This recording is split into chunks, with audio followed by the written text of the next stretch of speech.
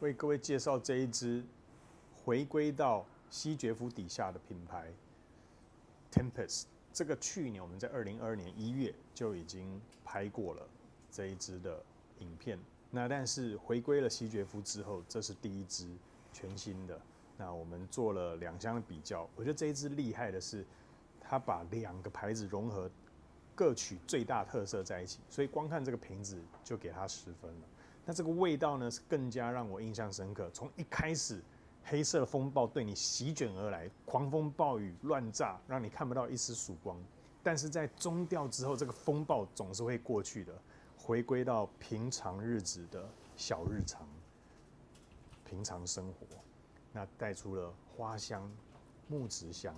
我觉得这个特别的花香，给人家在暴风雨过后一个心灵的平和跟慰藉。所以这个非常喜欢这支10分。